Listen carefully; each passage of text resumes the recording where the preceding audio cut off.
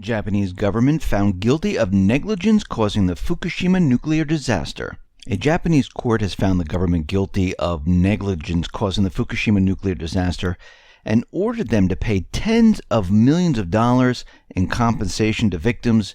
And this is coming from a report from Japan.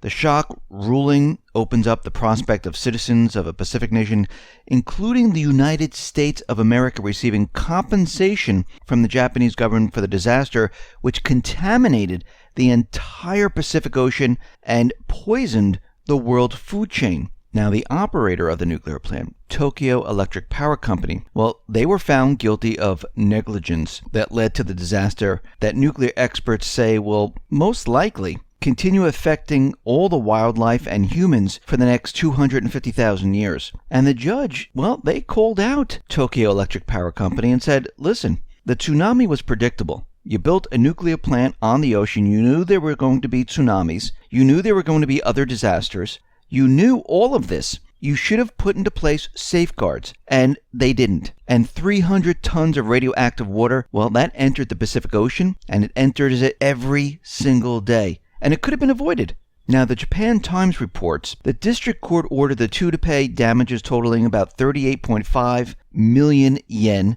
to 62 of the 137 plaintiffs from 45 households located near the plant, which suffered a triple meltdown caused by the tsunami, awarding 70,000 yen to 3.5 million yen in compensation to each plaintiff. Now, the plaintiffs had demanded the state and TEPCO pay compensation of about 11 million yen each, a total of about 1.5 billion yen over the loss of local infrastructure, psychological stress they were subjected to after being forced to relocate to unfamiliar surroundings. Now, since Fukushima is continually leaking around 300 tons of radioactive waste into the Pacific Ocean every day, it will continue to do so indefinitely, as the source of the leak cannot be sealed, as it is inaccessible to both humans and robots due to the high temperatures. Now, it should come as no surprise then that Fukushima has contaminated the entire Pacific Ocean in just 5 years. This could easily be the worst environmental disaster in human history